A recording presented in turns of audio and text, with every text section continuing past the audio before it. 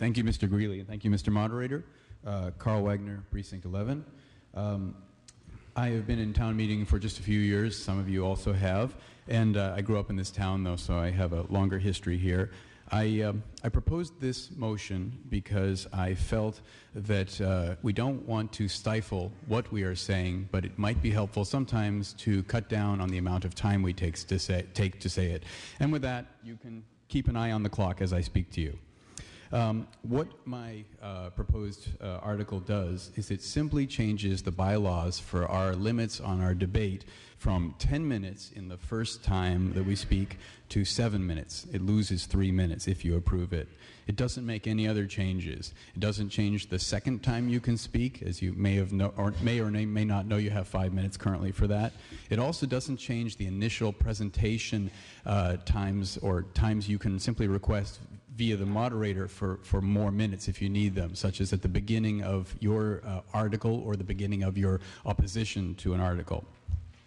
Why you might want to support cutting the first time you speak down to 7 minutes is I think just that we would be able to have more people give their opinions in less time. Crucially, the selectmen, when I came to them, listened to what I said. I wanted 5 minutes. It sounds really cruel, doesn't it? And they said, no, 7 minutes, and they support 7 minutes, and I'm glad they changed it to that. The League of Women Voters, who are in this blue handout, has many useful things for you to see, also supports it on the basis of letting essentially more views in. The Procedures Committee, unfortunately, doesn't support it, and if I can paraphrase, almost quote, I think they say it would have potentially no effect and possibly stifle debate.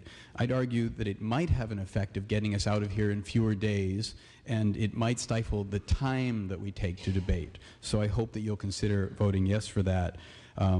Finally, or almost finally, I wanted to tell you Weston, 3 minutes, Lexington, 3 minutes, Concord, 5 minutes. Although Weston says they might go to 5 because 3 is really too little. I did contact the great Gatsby, Sandy Gatsby, the president of the Mass Moderators Association, and in Brookline they also do 5 minutes or less, and they get out in 3 nights, which is kind of nice. In closing, I'd say why not support this? I guess you'd get more knitting done and you could surf the web on your iPods and things like that better. So thank you very much. Mr. O'Connor?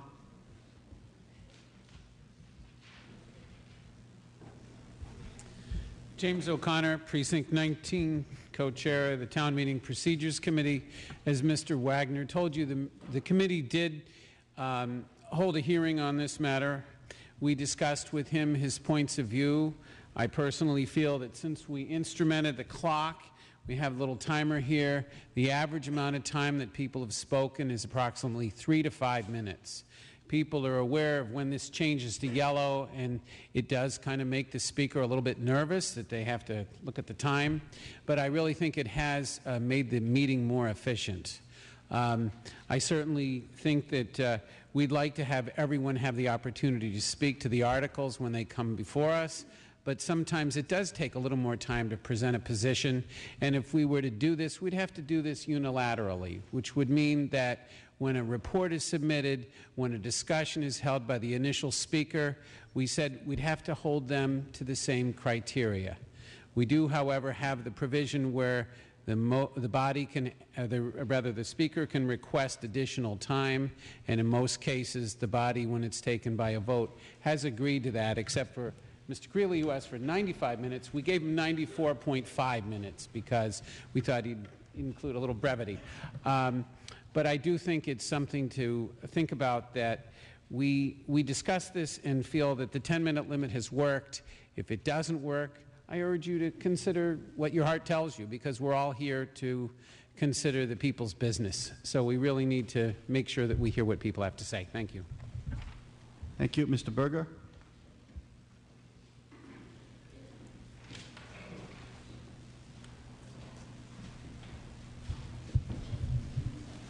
Thank you, Mr. Moderator. Eric Berger from Precinct 6. I arise to speak against Article 20.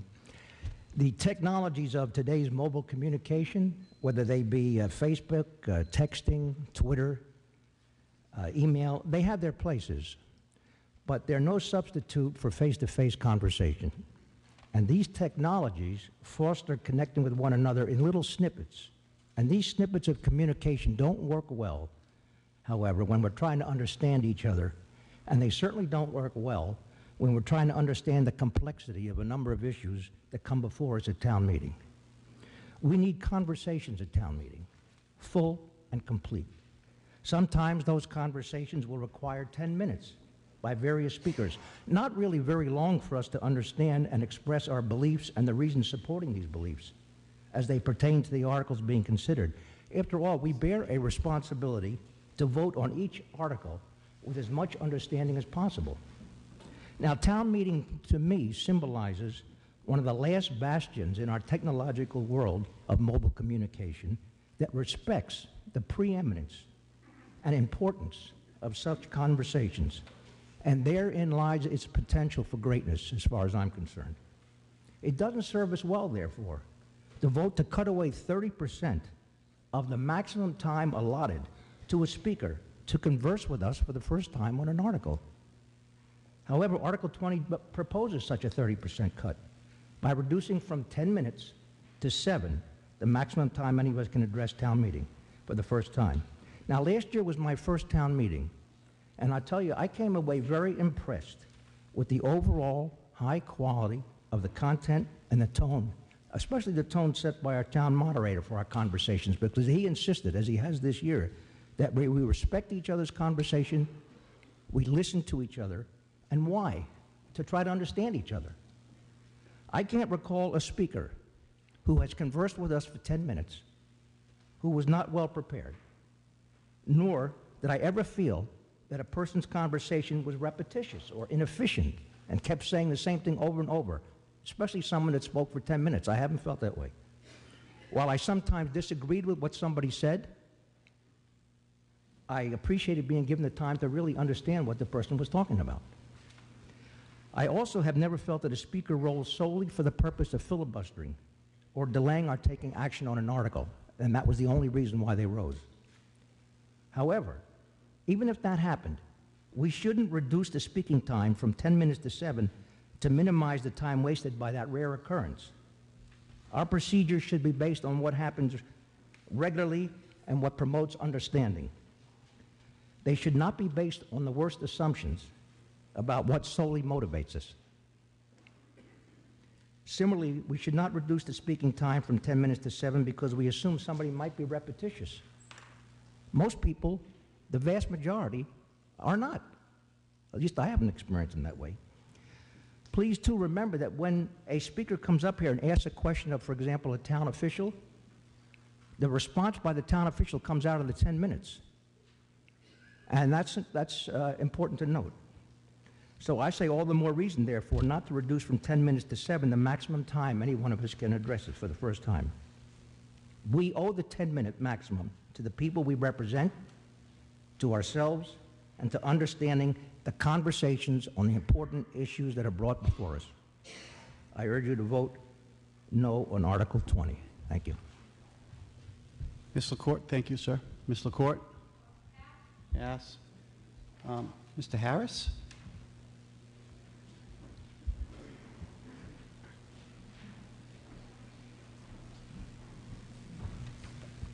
E.J. Harris, Precinct 5.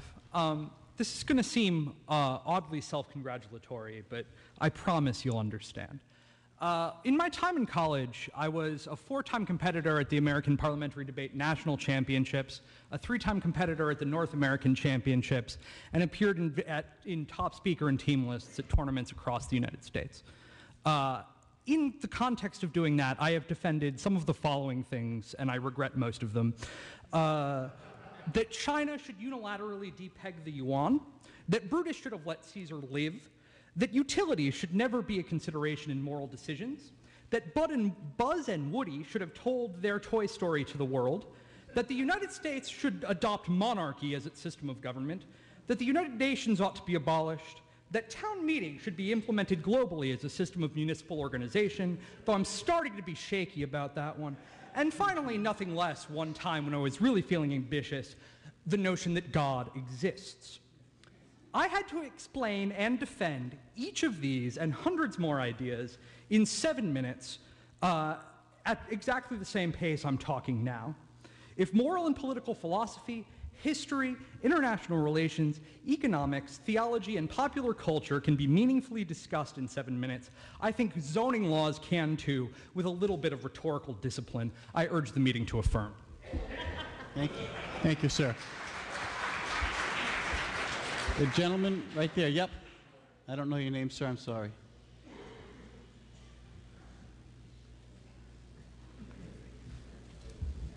Nathan Swilling, Precinct 4. I move to terminate debate on all matters. We have a motion to terminate debate. Second. Okay, all in favor of terminating debate, please say yes. Yes. Opposed? No. Debate is terminated, in my opinion. We have before us the recommended vote of the Board of Selectmen. As printed in their report, all in favor, please say yes. Yes. Opposed, say no. No. I believe it's a positive vote. Okay, 5 people have arisen. All in favor, please rise. The same tellers, please.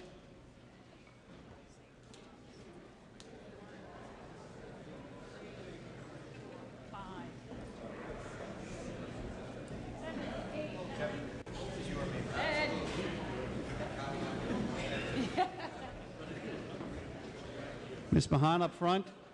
10 up front.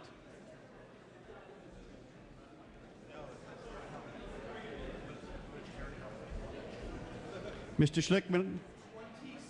27 on my left. 27. Mr. O'Connor? 33. My left center. Mr. Tremblay? 25 right center. And Mr. McCabe on the right? 30. All opposed, please rise.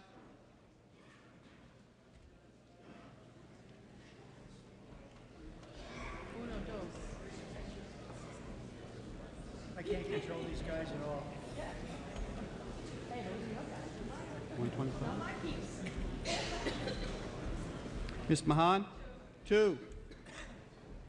Mr. Schlickman? 13. 13. 18. 18. Mr. McCabe? 8.